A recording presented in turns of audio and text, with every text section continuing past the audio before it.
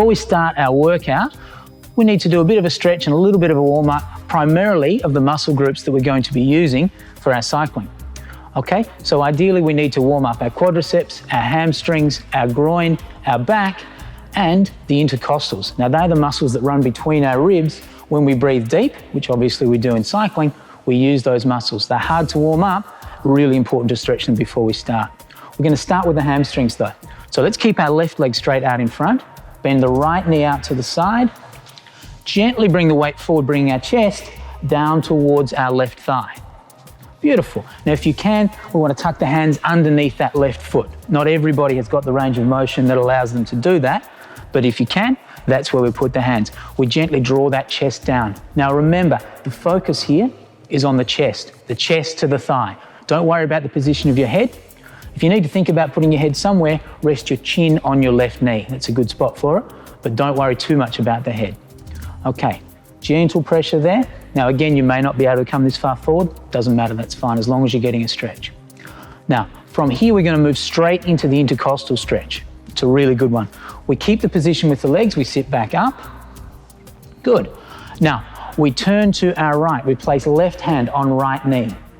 Good. We lift the right arm straight up in the air. Good. We keep that rotation. We keep the upper body rotated. We reach forward with that right hand and we grab our left foot with right hand. Now, as you can see, sometimes it's a little bit hard to find that left foot because you can't see it.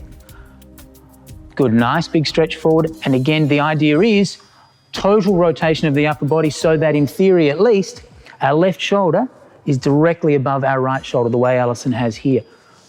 That rotational movement is achieved by holding on tight with that left hand and really pulling against that right knee.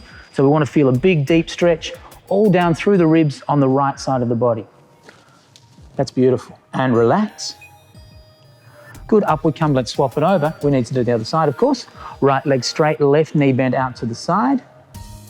Reaching forward, bring the chest down onto that right thigh. Lovely. And once again, if you can, tuck the hands under the right foot. Remember also, often there's an imbalance from left to right, particularly in cyclists. So sometimes you'll find you can do it really comfortably with the left, not so easy on the right. That's okay, it'll even up over time.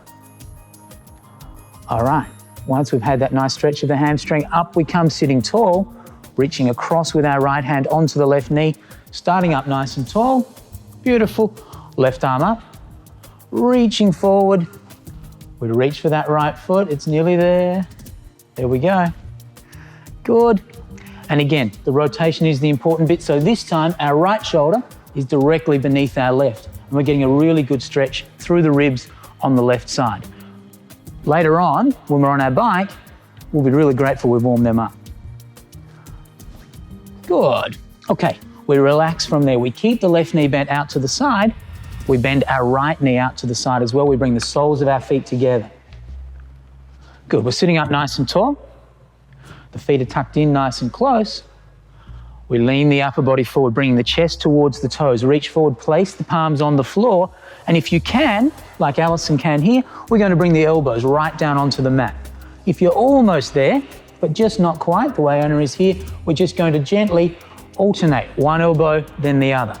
It's a really difficult stretch. It looks easy, but it isn't.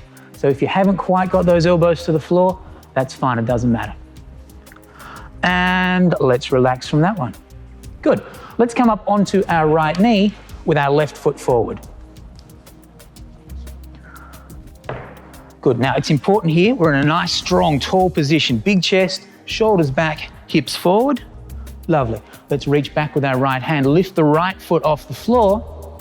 Grab the outside of that right ankle. Keep your balance. Then we reach back with left hand on top of right hand. Now sometimes you get a bit wobbly on this one, it's okay. Keep your eyes lifted up, focus on the horizon, it all comes together. Beautiful. Now, really work on drawing those shoulders back, nice big chest, and in theory at least, we pull that right heel up to our butt. We get a nice deep stretch through that quadricep. Nice. Relax, let's swap it straight over onto the other side.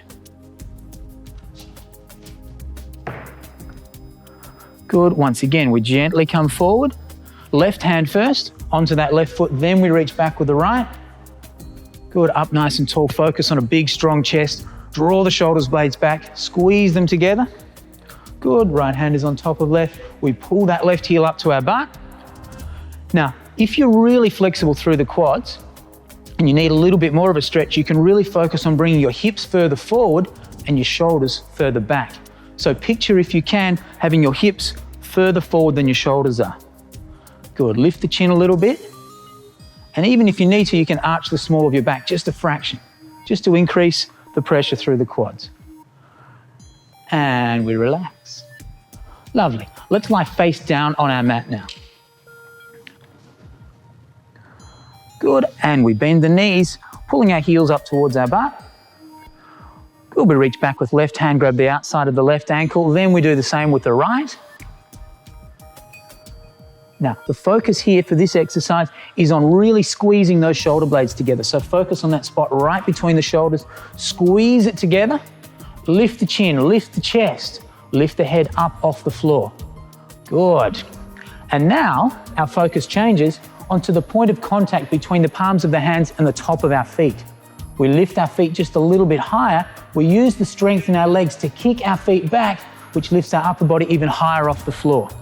So once again, we hit those quads a little bit, we hit the hip flexors as well, and we get a nice stretch through the back all at the same time. Now you'll notice when you get really high, as you breathe, you get a forward and backward motion, you start to rock. That's quite okay, and in fact, it's a good indicator that you're up nice and high, you're getting a really good stretch. And relax, we release the feet.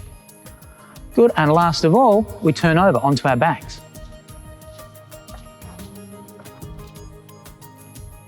Lovely. We bend the knees and we walk our feet in nice and close to our butt.